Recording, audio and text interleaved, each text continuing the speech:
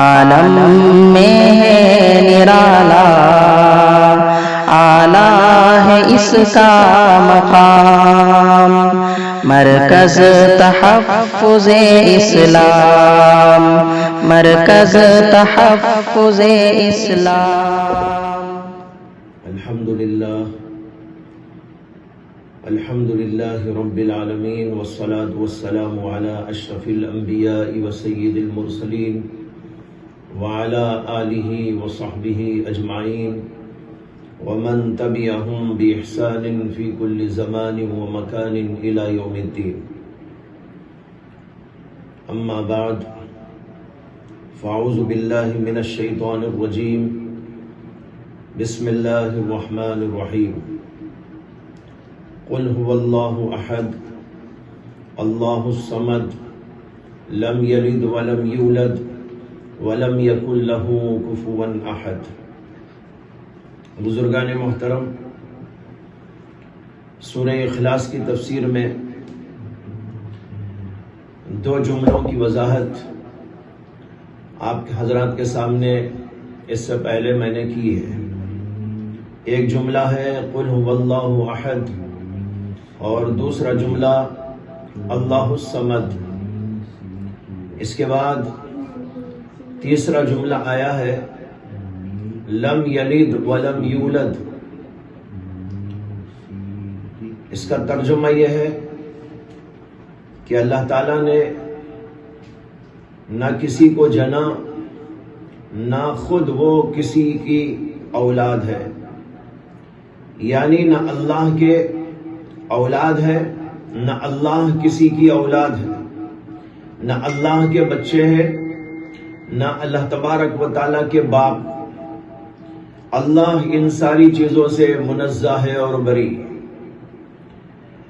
میں نے اس سے پہلے بھی یہ بتایا تھا کہ یہود اور نصارہ اور مشرکی، یہ لوگ اللہ تعالیٰ کے بارے میں جو غلط خیالات اور تصورات عقیدہ بنائے ہوئے تھے، ان میں سے ایک یہ بھی تھا کہ وہ اللہ تبارک و تعالیٰ کے لیے لڑکے اور لڑکیاں مانتے تھے۔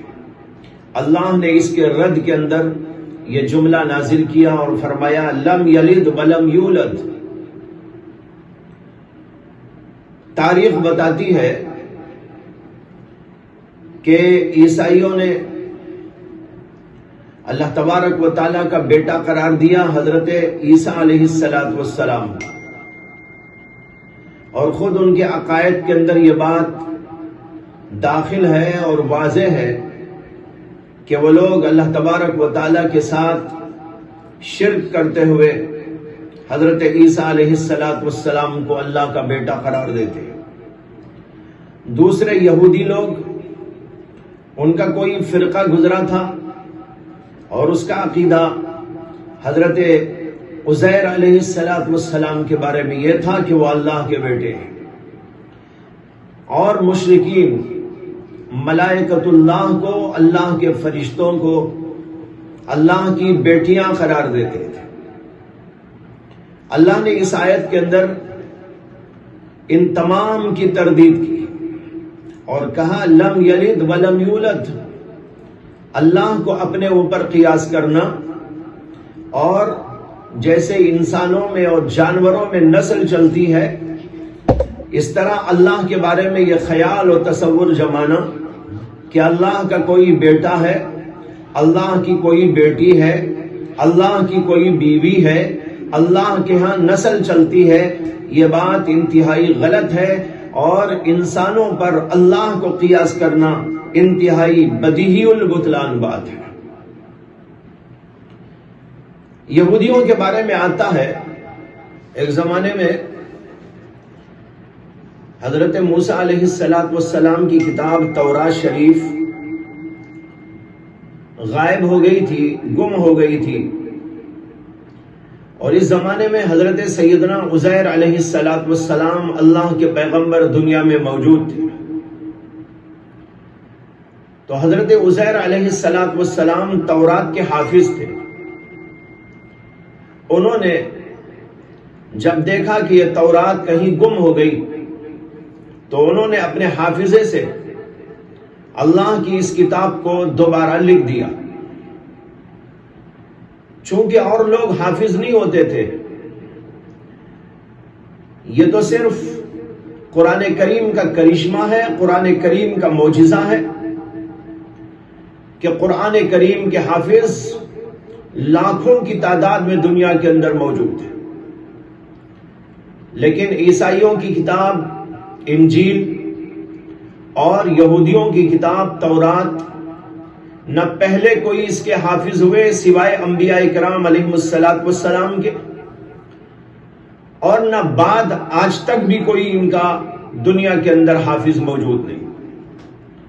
قرآن کریم کا کرشمہ ہے، قرآن کریم کا معجزہ ہے کہ لاکھوں نہیں کروڑوں حافظ آج دنیا میں پائے جاتے ہیں، اور ہر زمانے کے اندر یہ سلسلہ چل رہا ہے. تو جب حضرت عزیر علیہ السلام جو کہ اللہ کے پیغمبر تھے، انہوں نے اس کتاب کو لکھ دیا تو یہودیوں نے دیکھا کہ یہ کتاب حضرت عزیر نے لکھ دی ہے، لیکن یہ صحیح بھی ہے کہ نہیں ہے. پھر اس کے بعد اتفاق سے وہ کتاب مل گئی جو گم شدہ تھی. تو یہودیوں کے علماء نے حضرت عزیر علیہ السلام کا لکھا ہوا نسخہ اور جو اصلی تورات پہلے سے موجود تھی، ان دونوں کو رکھ کر ٹیلی کرنے لگے، دونوں کو کمپائر کر کے دیکھنے لگے. دیکھا تو من نوعن اسی طرح کی کتاب تھی جو حضرت عزیر علیہ السلام نے لکھ دی تھی. اس پر حضرت عزیر علیہ السلام کو بہت بڑا اور بہت عظیم الشان انسان تسلیم کرنا شروع کیا. پہلے تو یہودی لوگ بعض پیغمبروں کے ساتھ بدسلوکیاں بھی کرتے تھے. اس واقعے کے بعد حضرت عزیر علیہ السلام کو بڑا ماننے لگے، اور ایک فرقے نے ان میں سے حضرت عزیر علیہ السلام کے بارے میں یہ عقیدہ گھڑ لیا کہ یہ اللہ کے بیٹے ہیں. اس لیے کہ ان کا خیال یہ تھا کہ اللہ کی کتاب اللہ کے سوا کسی کو یاد نہیں ہو سکتی، اور اگر یاد ہو سکتی ہے تو اللہ کا بیٹا ہی ہو سکتا ہے. اس لیے انہوں نے یہاں سے حضرت عزیر علیہ السلام کو اللہ کا بیٹا ماننا شروع کر دیا. قرآن کریم کے اندر اللہ تعالیٰ نے فرمایا ہے وقالت اليہود عزیر بن اللہ، یہودیوں نے کہا کہ حضرت عزیر اللہ تعالیٰ کے بیٹے. یہ یہودیوں کا قصہ ہے. لیکن یہیں پر ایک بات یہ بھی عرض کروں کہ یہودیوں نے حضرت عزیر علیہ السلام کو دیکھا کہ ان کو اللہ کی کتاب تورات یاد ہو گئی ہے، تو ان کو اتنا بڑا مانا کہ اللہ اور خدائی کے درجے تک پہنچا دیا اور اللہ کا بیٹا ماننا شروع کر ڈالا. لیکن ہم لوگوں کا حال یہ ہے کہ حافظ قرآن کی کوئی عظمت ہمارے دلوں میں نہیں. آج اللہ کا پاکیزہ اور مقدس کلام اپنے سینوں کے اندر حفظ کیے ہوئے لاکھوں کی تعداد میں حفاظ کرام موجود ہیں، علماء کرام موجود ہیں. لیکن غور کریں امت مسلمہ کے لوگ، کیا ہم ان علماء کی اور ان حفاظ کرام کی اور ان قرائے عظام کی کیا قدر کرتے ہیں؟ انہوں نے تو قدر کرتے کرتے حد سے بڑھا دیا، اور ہم حد کے اندر بھی ان کی تعظیم و تکریم کرنا نہیں چاہتے. بھائیو، اللہ تبارک و تعالیٰ کی کتاب عظیم ہوتی ہے، اور اس کو اپنے سینے میں محفوظ کرنے والے بھی بڑے عظیم ہوتے ہیں. ان کو خدا نہیں ماننا ہے، ان کو بندہ ہی ماننا ہے.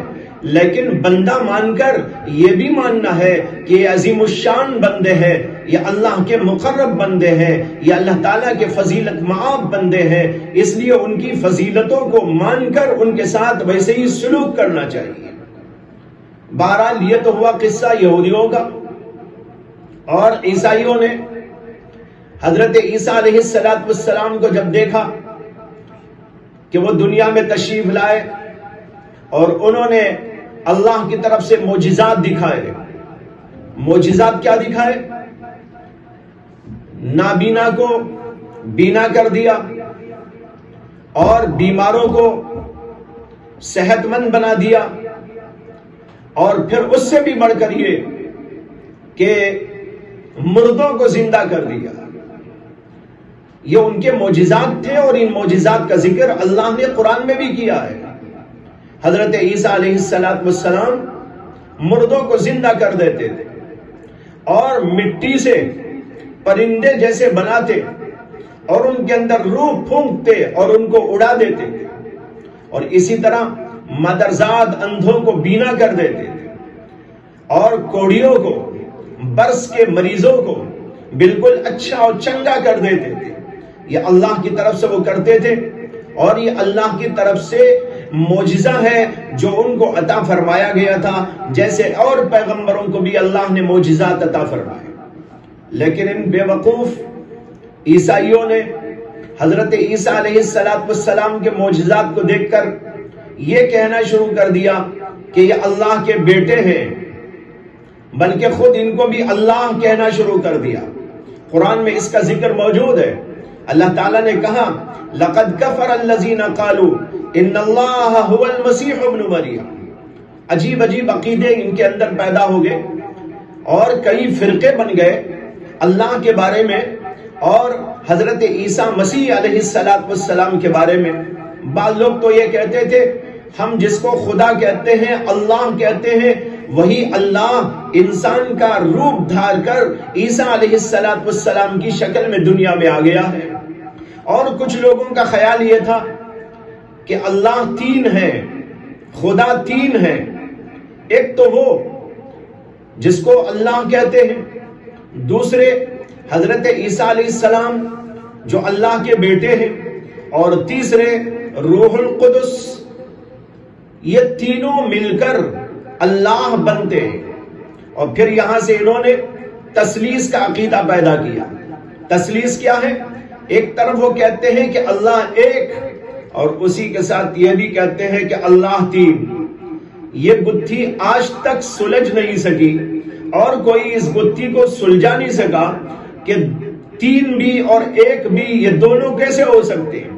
اگر خدا ایک ہے تو تین کیسا، اور اگر تین ہے تو پھر ایک کیسا؟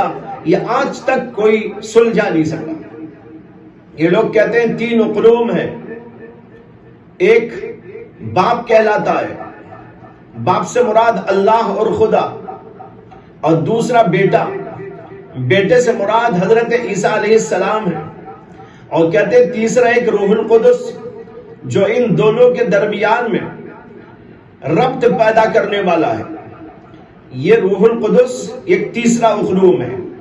یہ تینوں الگ الگ ذاتیں ہیں اور مستقل بذات ہیں، اور تینوں اپنی جگہ پر خدائی رکھتے ہیں، تینوں اپنی جگہ پر بڑائی رکھتے ہیں، اور ہر ایک اپنی جگہ پر مستقل ہے، اور یہ تینوں مل کر پھر ایک خدا بن جاتے ہیں۔ یہ انتہائی نامعقول عقیدہ عیسائیوں نے گھڑا، اور آج اسی پر یہ لوگ قائم ہیں۔ قرآن کریم نے جگہ جگہ ان کی تردید کی اور بتایا کہ کس قدر غیر معقول عقیدہ ہے۔ پھر حضرت عیسیٰ علیہ السلام کو خدا کہنا، اور پھر روح القدس، اس کی تفسیر کے اندر بھی ان میں اختلاف ہے۔ کسی نے روح القدس کے کچھ معنی بیان کیے، اور کہا بعض لوگوں نے کہ روح القدس سے مراد مریم ہے، کنواری مریم۔ یہ تینوں مل کر خدا بن گئے۔ اللہ تعالیٰ نے ان کی تردید قرآن کریم کے اندر فرمائی، اور ایک جگہ پر بتایا یہ خدا کیسے ہو سکتے ہیں، اور یہ خدا کی اولاد کیسے، اور یہ مریم خدا کی بیوی کیسے ہو سکتی ہے؟ اس لیے کہ جب اللہ ایک ہے، تنے تنہا ہے، اور ایسا نہیں جیسے کہ انسان، ایسا نہیں جیسے کہ اور مخلوقات، تو اس کے اندر یہ تصور جمانا کہ اللہ کی اولاد ہے، اور پھر تین کو ایک اور ایک کو تین قرار دینے کی کوشش کرنا، یہ انتہائی غیر معقول قسم کا عقیدہ ہے۔ حضرت عیسیٰ علیہ السلام انسان تھے، اللہ نے ان کو پیغمبر بنا کر بھیجا، اور بائبل کے اندر مختلف آیات موجود ہیں اور انجیلوں کے اندر ان کا تذکرہ موجود ہے، اور اس کے اندر بتایا گیا ہے کہ خود انہوں نے کہا میں اللہ کا بندہ ہوں، مجھے اللہ نے بھیجا ہے، میں اللہ کی طرف سے یہ معجزات دکھاتا ہوں اور مردوں کو زندہ کرتا ہوں، بیماروں کو شفا دیتا ہوں، یہ میرا کوئی کمال نہیں ہے، یہ دراصل میرے اللہ کا کمال ہے، میں اللہ کی اجازت سے اور اس کے حکم سے سب کچھ کر کے دکھاتا ہوں۔ بائبل کے اندر بہت سی آیات اس کی موجود، لیکن ان لوگوں نے گڑبڑی کر دی۔ ایک بات یہاں پر یہ بھی سمجھا دوں آپ کو کہ بعض پرانی کتابوں میں بعض پیغمبروں کو بیٹے کے لفظ سے اللہ نے تعبیر کیا تھا۔ وہاں بیٹے کا وہ معنی نہیں ہے جو ہم لوگ عام طور پر بیٹے اور باپ کا مفہوم مراد لیتے ہیں۔ وہاں بیٹے کا معنی ہے بہت ہی قریب، بہت ہی عزیز، بہت ہی مقرب۔ اللہ نے اپنے بعض مقرب بندوں کو بیٹے کے لفظ سے تعبیر کر دیا۔ آج بھی دنیا میں ایسا ہوتا ہے کہ کوئی کسی کو اپنا بیٹا کہہ کر اس لیے پکار لیتا ہے کہ اس سے اپنے قربت کو جتانا چاہتا ہے، اپنی محبت کو جتانا چاہتا ہے، اپنی محبت کا اظہار کرنا چاہتا ہے۔ اس طرح بعض پرانی کتابوں کے اندر، پچھلی کتابوں کے اندر بعض پیغمبروں کے لیے لفظ استعمال کیا گیا تھا، لیکن اس کا وہ معنی ہے، یہ معنی نہیں کہ نعوذ باللہ جیسے انسانوں کے اندر نسل چلتی ہے، باپ بیٹے کی نسل چلتی ہے، اس طریقے پر ہو، یہ بات اللہ کے شایع نشان نہیں ہے۔ اللہ نے اس کا ذکر قرآن میں کرتے ہوئے ایک جگہ پر فرمایا کہ لوگ کہتے ہیں کہ اللہ نے بیٹا بنا لیا، اور یہ جملہ ان لوگوں نے جو کہا بہت ہی بدترین قسم کا، بہت ہی بھیانک ناک قسم کا کہا۔ لقد جئتم شیئا ندا تکاد السماوات یتفطرن منہ وتنشق الارض وتخر الجبال هدا۔ اللہ تعالیٰ غیظ و غضب میں آ کے فرماتے ہیں یہ جملہ اتنا بدترین ہے جو تم لوگوں نے کہا کہ اس سے تو آسمان پھٹ پڑے، زمین شق ہو جائے اور پہاڑ گر پڑے، ایسا بدترین جملہ ہے جو تمہاری زبانوں سے نکل رہا ہے۔ اسے کہ ساری مخلوق اور تمام انسان اور تمام پیغمبر، تمام اولیاء اللہ، یہ سب کے سب دراصل اللہ کے بندے ہیں اور غلام ہیں۔ اللہ کے بیٹے کیسے ہو سکتے ہیں؟ اللہ تعالیٰ نے ان کا رد کیا۔ اور تیسرے مشرکین ہیں۔ مشرکین کا عقیدہ یہ تھا کہ ملائکۃ اللہ اللہ کی بیٹیاں ہیں، اور بعض کتابوں میں لکھا ہے کہ یہودیوں کے ایک فرقے کا بھی یہ عقیدہ تھا کہ وہ ملائکۃ اللہ کو اللہ کی بیٹیاں کہتے تھے۔ اللہ نے اس کا بھی ذکر قرآن میں کرتے ہوئے جگہ جگہ رد کیا۔ یہ مشرکین کا بھی عجیب حال تھا، اپنے لیے بیٹی ہو جائے سمجھتے تھے کہ ہمارے لیے عیب کی بات ہے۔ وَإِذَا بُشِّرَ أَحَدُهُمْ بِالْأُنثَىٰ ظَلَّ وَجْهُهُ مُسْوَدًّا وَهُوَ كَظِيمٌ۔ اللہ نے کہا ان کو اگر جا کر بتایا جائے کہ تمہارے ہاں لڑکی پیدا ہوئی ہے تو وہ آدمی، اس کا چہرہ کالا پڑ جائے، غمگین ہو جائے، پریشان ہو جائے، اس لیے کہ وہ بیٹی کے ہونے کو عیب سمجھتے تھے۔ جیسے آج بھی ہمارے ہاں بہت سارے لوگ ہیں زمانے جاہلیت کے مشرکین کی طرح، بیٹی ان کے ہاں ہو جاتی ہے، اس کو عیب سمجھتے ہیں، اور پھر ایسے واقعات بھی سننے میں آتے رہتے ہیں کہ بعض لوگوں نے اپنی بیوی کو اس لیے طلاق دے دی کہ اس نے بیٹی کو جنم دیا، بیٹی جنم دی تو طلاق دے دی۔ سوال یہ پیدا ہوتا ہے کہ بیٹی کا جننا کیا خود اس کی بیوی کی کوئی قدرت کی بات ہے کہ اس نے اپنے لیے اس کو جن لیا؟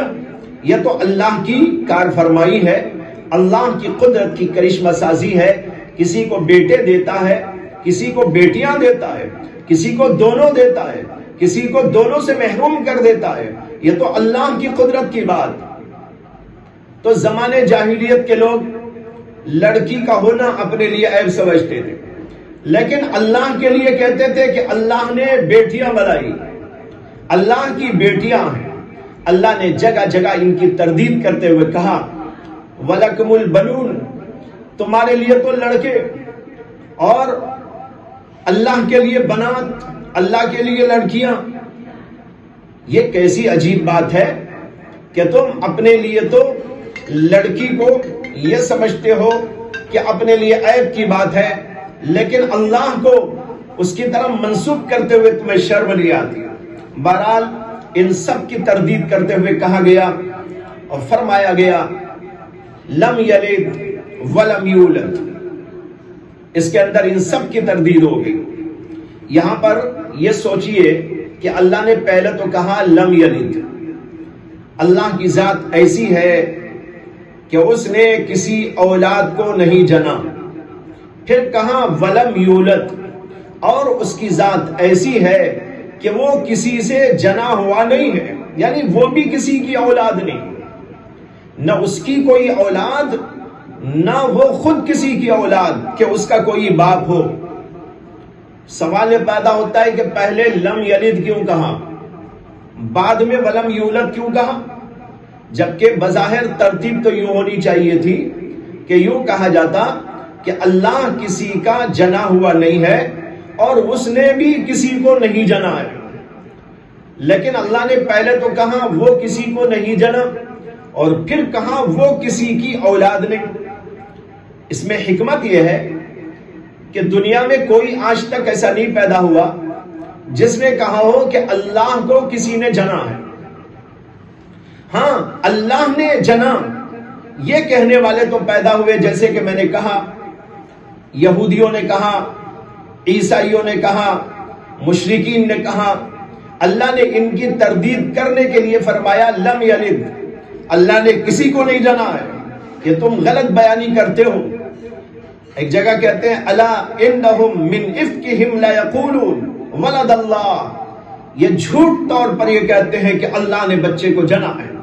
تو ان کی تردید اصل مقصود اور اس کی دلیل کے طور پر آگے کہا ولم یولد، اگر اللہ کسی کو جنتا تو وہ بھی کسی کا جنا ہوا ہوتا، لیکن جب اس نے کسی کو نہیں جنا تو وہ بھی کسی کا جنا ہوا نہیں ہے، اور جب وہ کسی کا جنا ہوا نہیں ہے تو اس کی اولاد کا سلسلہ کیسے چل سکتا ہے؟ اس لیے کہ سلسلہ اسی وقت میں چلے گا وہ کسی کی اولاد ہو اور پھر اس کی اولاد ہو۔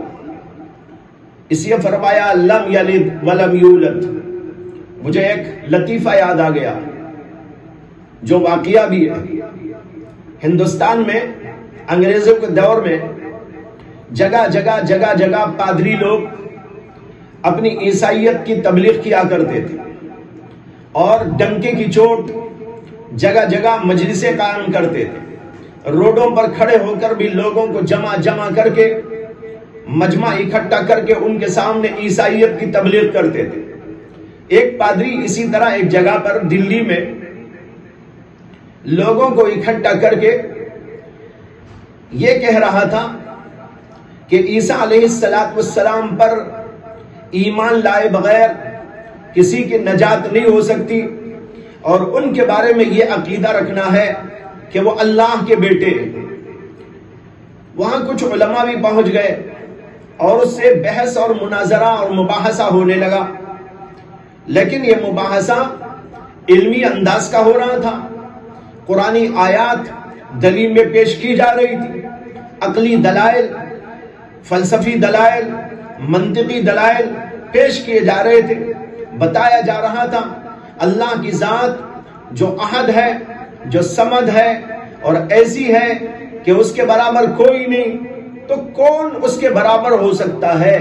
چاہے وہ عیسیٰ ہو، چاہے وہ موسیٰ ہو، چاہے کوئی اور پیغمبر ہو، یہاں تک کہ محمد صلی اللہ علیہ وسلم ہو، کوئی بھی اللہ کے جیسا نہیں ہو سکتا، تو اللہ کا بیٹا ہونے کا کیا مطلب؟ بہرحال اس کے اوپر بحث ہو رہی تھی۔ اتنے میں ایک عام آدمی دیہاتی وہ بھی آ کے کھڑا ہوا اور یہ مناظرہ سننے لگا۔ پھر اس کو یہ اندازہ ہوا کہ یہ علمی گفتگو عام لوگ جو یہاں پر کھڑے ہوئے ہیں یہ تو سمجھ نہیں پائیں گے اور مسئلہ حل نہیں ہوگا، اس لیے اس نے ایک اور انداز سے آگے بڑھ کر اس مسئلے کو حل کرنا چاہا۔ کبھی کبھی ایسی ضرورت پڑ جاتی ہے کہ علمی دلائل کے بجائے کچھ عوامی ذہن کی باتیں کہی جائے، اسے کہ ہر آدمی علمی گفتگو سمجھنے کی اور اس کو اخذ کرنے کی صلاحیت نہیں رکھتا۔ مجھے اس پر ایک اور بات یاد آ گئی۔ ایک دفعہ حضرت شاہ عبدالعزیز محدث دہلوی رحمت اللہ علیہ کے دور میں ایک ماں اور بیٹے کے درمیان کچھ نااتفاقی اور جھگڑا پیدا ہو گیا، اور اس کی بنیاد یہ تھی کہ بیٹا جو کچھ کمائی کرتا تھا وہ لا کر اپنی بیوی کو دیتا تھا، ماں کو اس میں سے کچھ نہ دیتا۔ ماں نے اس سے مطالبہ کیا کہ میرا بھی تو حق ہے، میں آخر تیری ماں ہوں، میں نے تجھے جنا ہے، میں نے تجھے پالا اور پوسا ہے، اور تو مجھے کچھ نہیں دیتا، اور جو کچھ لاتا ہے وہ بیوی کو دیتا ہے۔ تو وہ کہنے لگا کہ ماں کا یہ حق ہے کہ اس کو دیا جائے، یہ کہاں لکھا ہے؟ کیا قرآن میں لکھا ہے؟ اب ماں تو خاموش ہو گئی، اس لیے کہ اس کے پاس کوئی دلیل ذہن میں نہیں آئی۔ پھر یہ مسئلہ لوگوں کے درمیان میں آیا تو ایک آدمی اس کو پکڑ کے لے گیا حضرت شاہ عبدالعزیز محدث دہلوی رحمت اللہ علیہ کی خدمت میں، اور جا کر کہا کہ یہ آدمی جو کچھ کماتا ہے اپنی بیوی کو دے دیتا ہے، ماں کو ایک پیسہ نہیں دیتا، ماں بہت پریشان حال ہے، آپ ذرا اس کو سمجھا دیجئے کہ ماں کو بھی دینا ہے۔ شاہ عبدالعزیز صاحب نے اس سے کہا کہ بھئی تم ماں کو کیوں نہیں دیتے؟ ماں کا بھی تو حق ہے۔ وہ کہنے لگا حضرت مجھے دکھائیے قرآن میں کہاں ہے۔ اب دلیلیں تو بہت سی تھی، بے شمار دلیلیں، اور شاہ عبدالعزیز محدث دہلوی کے پاس علم کا کتنا بڑا خزانہ اور ذخیرہ ہوگا، لیکن اس بے وقوف آدمی کو سمجھانے کے لیے وہ سارے دلائل علمی کیا کام آتے؟ اسی لیے مقلد بننا بھی بعض جگہ ضروری ہوتا ہے کہ جب ہم مانتے ہیں کہ یہ عالم ہیں، فاضل ہیں، قرآن و حدیث کے عالم ہیں، وہ کہہ رہے ہمیں، تو ہمیں ماننا چاہیے، اسے کہ ہر بات دلیل سے ہم سمجھ جائیں، ہر عامی سمجھ جائے، ایسا نہیں ہوا کرتا۔ تو بہرحال شاہ صاحب نے اس سے کہا کہ بھائی اچھا تو قرآن سے دلیل چاہتا ہے؟ اس نے کہا ہاں مجھے قرآن سے بتائیے کہ ماں کو دینا بھی ہے۔ تو شاہ صاحب نے اس سے کہا کہ تجھے کچھ صورتیں یاد ہیں؟ اس نے کہا ہاں مجھے 10 صورتیں یاد ہیں، آخری 10 صورتیں۔ شاہ صاحب نے کہا کہ تجھے سورہ تبت یاد ہے؟ کہنے لگا ہاں سورہ تبت بھی یاد ہے۔ فرمایا کہ پڑھ کیا ہے؟ اب وہ پڑھنے لگا تبت یدا ابی لہب وتب ما اغنا عنہ مالہ وما کسب۔ شاہ صاحب نے کہا ٹھہر جاؤ، دیکھو یہاں اللہ کیا بول رہے ہیں؟ ماں کا سب۔ دیکھو اللہ کہہ رہے ہیں ماں کا سب، اس لیے تجھے ماں کو دینا چاہیے۔ کہنے لگا ہاں حضرت سمجھ میں آ گیا، سمجھ میں آ گیا، اب ماں کو دوں گا۔ تو دیکھیے کبھی کبھی ایسے دلائل کی بھی ضرورت پڑ جاتی ہے جاہلوں کے لیے۔ اب وہ آدمی پادری علماء سے مناظرہ کر رہا تھا، اور ادھر علماء علمی گفتگو کر رہے تھے، دلائل پر دلائل پیش کر رہے تھے، لیکن عوام کے پلے کچھ نہیں پڑ رہا تھا۔ تو ایک دیہاتی آدمی آگے بڑھا اور علماء سے کہنے لگا کہ آپ لوگ مجھے اجازت دیں کہ میں اس سے کچھ بات چیت کر لوں۔ علماء نے کہا ہاں ٹھیک ہے بتاؤ۔ اب وہ آگے بڑھ کر اس پادری سے کہنے لگا کہ اچھا یہ بتاؤ تمہارا دعویٰ کیا ہے؟ وہ کہنے لگا میں یہ بول رہا ہوں کہ عیسیٰ علیہ السلام اللہ کے بیٹے، اور اس کو مانے بغیر کوئی آدمی نجات نہیں پا سکتا۔ وہ دیہاتی آدمی کہنے لگا کہ اچھا عیسیٰ علیہ السلام اللہ کے بیٹے، پھر کہنے لگا اچھا یہ بتاؤ تمہارے اللہ کی عمر کتنی ہے؟ وہ آدمی کہنے لگا اللہ کی عمر؟ ارے بھائی انسان کی عمر پوچھی جاتی ہے، جانوروں کی عمر پوچھی جا سکتی ہے، اور چیزوں کی عمر ہوا کرتی ہے۔ اللہ تو ہمیشہ سے ہے، ہمیشہ رہنے والی ذات ہے۔ اللہ کے بارے میں کیا سوال ہے کہ اللہ کی عمر کتنی؟ تو وہ کہنے لگا اچھا اللہ ہمیشہ سے ہے، ہمیشہ رہنے والا؟ کہنے لگا ہاں۔ تو کہنے لگا دیہاتی کہ یہ اللہ جو ہمیشہ سے ہے اس کے کتنے بچے ہیں؟ وہ پادری کہنے لگا اس کے تو ایک ہی بیٹے ہیں، حضرت عیسیٰ علیہ السلام۔ کہنے لگا اتنے لمبی چوڑی عمر والا اور ہمیشہ سے ہے اور اس کے ایک ہی اولاد، اور دیکھ میری عمر تو ہے 50 برس، اور 50 برس میں میرے 10 لڑکے ہیں، تو تیرے خدا سے تو میں ہی اچھا کہ اس کی اتنی لمبی چوڑی عمر اور اس کے اندر ایک ہی بیٹا، اور میری تو 50 سال کی عمر اور اس کے اندر 10 بچے ہو گئے، بس اسی سے سارا مناظرہ ختم ہو گیا۔ تو بھائیو ایک نامعقول عقیدہ ہے، بیہودہ عقیدہ ہے اللہ کے بارے میں یہ سمجھنا کہ اللہ کی اولاد ہے۔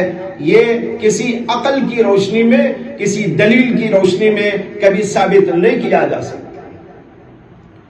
آگے اللہ تبارک و تعالی نے ختم کرتے ہوئے فرمایا وَلَمْ يَكُنْ لَهُ كُفُوًا أَحَدٌ، یہ آخری آیت ہے سورت کی۔ اللہ کے برابر کوئی نہیں۔ خلاصے کلام یہ ہے، اس پوری سورت کا خلاصہ یہ ہے اللہ کے برابر کوئی نہیں۔ اگر تم کسی کو اللہ کا بیٹا مانتے ہو تو یہ بھی تو ماننا پڑے گا کہ اس کے اندر بھی خدائی ہے، اسے کہ خدا کا بیٹا خدا ہوگا۔ چنانچہ یہ لوگ حضرت عیسیٰ علیہ السلام کو خدا مانتے ہیں، اس لیے اگر خدا کا بیٹا مانتے ہو تو اس کو بھی خدائی میں شریک قرار دینا پڑے گا۔ جیسے انسان کا بیٹا انسان ہوتا ہے، جانور مختلف قسم کے ان کی اولاد انہی کے نسل سے، اسی طریقے پر اگر خدا کو خدا کا بیٹا مانتے ہو تو خدائی کے اندر اس کو شریک قرار دینا پڑے گا۔ اسی اللہ نے کہا وَلَمْ يَكُنْ لَهُ كُفُوًا أَحَدٌ، اللہ کے برابر کوئی نہیں، نہ علم میں، نہ طاقت میں، نہ کسی اور چیز میں، نہ اس کے علم کے جیسا کسی کا، نہ اس کے صفات کے جیسی کسی کی صفت۔ وہ تو یکتا ہے، بے نظیر ہے، بے مثال ہے، بے عیب ہے، ہر اعتبار سے بلند ہی بلند ہے، بالا ہی بالا ہے۔ وَلَمْ يَكُنْ لَهُ كُفُوًا أَحَدٌ۔ اللہ تعالیٰ نے یہاں پر تو اجمالاً اتنا فرمایا کہ اللہ کے برابر کوئی نہیں۔ اب دیکھ لیجئے قرآن کریم کے اندر اللہ کی صفات جگہ جگہ بیان کی گئی، ان کو پڑھ لیں سمجھ میں آ جائے گا کہ اللہ کیسا ہے، اور پھر اس کو رکھ کر یہ دیکھ لیں کہ مخلوق میں سے کون ہے جو اس کے برابر، اور یہ بتوں کی پوجا کرتے ہیں اور کسی انسان کو کسی چیز کو اللہ کا شریک کرتے ہیں۔ ان کے اندر کون سی طاقت ہے، ان کے اندر ایسا کون سا علم ہے، کون سا کمال ہے؟ اگر کمال موجود بھی ہے تو اللہ کا دیا ہوا کمال ہے۔ صرف ایک آیت اس موقع پر ترجمے کے ساتھ پیش کرتا ہوں۔ اللہ تعالیٰ نے ارشاد فرمایا، اور اس کو کہتے ہیں آیت الکرسی، جو بہت ہی فضیلت معاف صورت ہے۔ اللہ تعالیٰ نے کہا اللہ لا الہ الا ہو، اللہ کی ذات وہ ہے کہ اس کے سوا کوئی معبود نہیں۔ الحی القیوم، وہ حی ہے، زندہ ہے، یعنی اس کی زندگی ایسی کہ اس کے اوپر کبھی موت نہیں آ سکتی، ہمیشہ ہمیشہ زندہ رہنے والا۔ القیوم، جو خود کھڑا ہے اور پوری کائنات کو کھڑا کیا ہوا ہے، یعنی پوری کائنات کو چلانے والا۔ قیوم کہتے ہیں اس کو جو کسی چیز کو چلانے والا، اس کا ذمہ دار اور اس کی دیکھ ریکھ کرنے والا۔ القیوم زمینوں، آسمانوں، چاند و سورج اور تمام کی تمام مخلوق کی دیکھ ریکھ کرنے والا، اور ان سب کو چلانے والا، ان سب کو پیدا کرنے والا، وہ ہے القیوم۔ کیا وہ کوئی اور ہے؟ حی کوئی ایسا جس پر کبھی موت نہ آتی ہو؟ عیسیٰ علیہ السلام ہو، یہ کوئی اور پیغمبر ہو، کوئی رسول ہو، وہ سب کے سب اپنے اپنے وقت پر دنیا سے جانے والے، اور اللہ ہی ایسا ہے جو ہمیشہ ہمیشہ رہنے والا، القیوم جو کائنات کو سنبھالنے والا۔ زمین ہو، آسمان ہو، چاند سورج ہو، ہر چیز اللہ کی محتاج ہے، اپنے قیام میں، اپنے بقا میں، اپنے وجود میں ہر چیز اللہ کی محتاج، اور وہ اللہ ان سب چیزوں کو چلانے والا، بنانے والا۔ اور آگے کہا لا تأخذہ سینۃ ولا نوم، اللہ کی ذات ایسی ہے کہ اسے نہ اونگ آتی ہے نہ نیند آتی، اونگ بھی نہیں آتی، نیند بھی نہیں آتی۔ اور دنیا میں جتنے بھی ہیں وہ اونگنے والے، وہ سونے والے، یہ سب حالات سب پر پیش آتے ہیں، یہاں تک کہ جن کو خدا کا بیٹا قرار دینے والوں نے خدا کا بیٹا قرار دیا، اور اللہ کا شریک قرار دینے والوں نے اللہ کا شریک قرار دیا، وہ سب کے سب ایسے ہیں جن کے اوپر یہ حالات طاری ہوتے ہیں۔ اور اللہ کی ذات وہ ذات ہے لا تأخذہ سنۃ ولا نوم، لہ ما فی السماوات وما فی الارض، وہ سب کچھ جو آسمانوں میں ہے اور وہ سب کچھ جو زمین میں ہے وہ اللہ ہی کا ہے۔ زمین اسی کی، آسمان اسی کا، چاند سورج اسی کے، شجر و حجر اسی کے، انسان و جنات اسی کے، ساری مخلوق اسی کی، وہ سب اللہ کی ملکیت میں ہے۔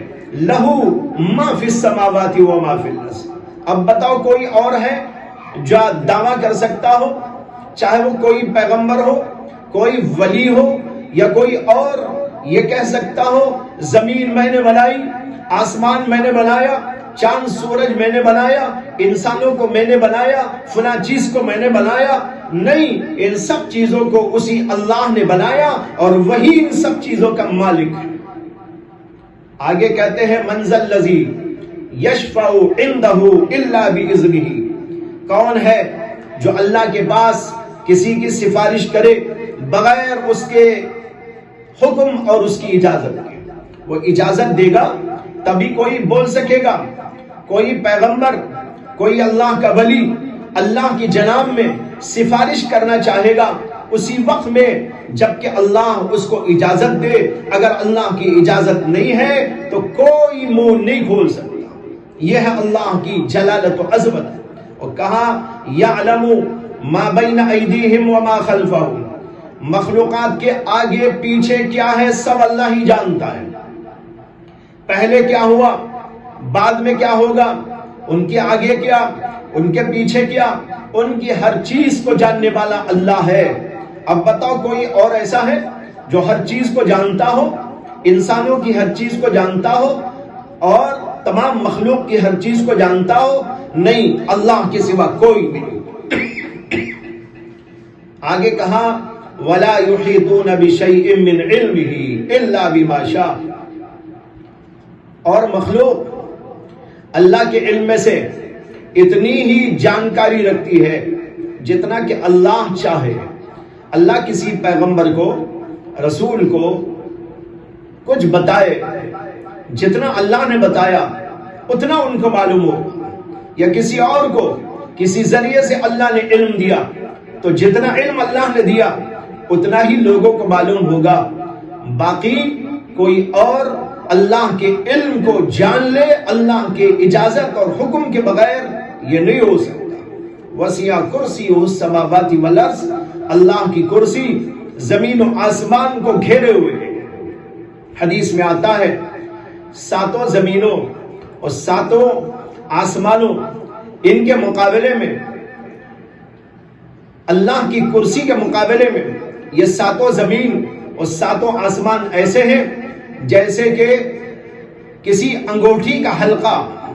انگوٹھی کتنی، وہ چھوٹی سی انگوٹھی، وہ حلقہ کیا حیثیت رکھتا ہے؟ اللہ کے نبی صلی اللہ علیہ وسلم کہتے ہیں جیسے ایک بڑے میدان کے مقابلے میں ایک انگوٹھی پڑی ہوئی ہو، اسی طرح سمجھ لو کہ ایک طرف ساتوں آسمان اور ساتوں زمین اور دوسری طرف اللہ تبارک و تعالیٰ کا، اللہ کی کرسی۔ وَلَا يَئُودُهُ حِفْظُهُمَا، اور اللہ تبارک و تعالیٰ کو ان دونوں کی حفاظت اور نگرانی کا کام تھکاہٹ میں نہیں ڈالتا. اللہ ان کو دیکھ رہے ہیں، ان کی حفاظت کر رہے ہیں، ان کو سنبھال رہے ہیں. زمین کو، آسمان کو، تمام مخلوقات کو، ہر ایک کو رزق دے رہے، ہر ایک کا انتظام فرما رہے، لیکن اس کے باوجود اللہ کو یہ کوئی گناہ نہیں گزرتا. وَهُوَ الْعَلِيُّ الْعَظِيمُ. اور اللہ کی ذات بہت ہی بلند و بالا اور بہت ہی عظیم الشان ہے. یہ ہے اللہ کی شان جو اس سورت کے اندر بیان کی گئی ہے. اس کو آپ کے سامنے ذرا سا تفصیل سے رکھا تاکہ ہمارے ذہنوں کے اندر اس سورت کا پورا مضمون اچھی طرح پیوست ہو جائے اور ہم ادھر ادھر کے باطل عقائد سے کبھی متاثر نہ ہو. اسکول میں پڑھنے والے، کالجوں میں پڑھنے والے، غیروں سے ملنے اور اٹھنے اور بیٹھنے والے، ان لوگوں کی محفلوں میں جانے والے کبھی اس طرح کے غلط عقائد کو سن کر وہ کہیں متاثر نہ ہو جائے. اس سے اس سورت کو بار بار پڑھتے رہنا چاہیے، اس کے مضمون کو اپنے دلوں کے اندر بٹھاتے رہنا چاہیے. وآخر دعوانا ان الحمدللہ رب العالمین. عالم میں نرالا اعلیٰ ہے اس کا مقام، مرکز تحفظ اسلام، مرکز تحفظ اسلام.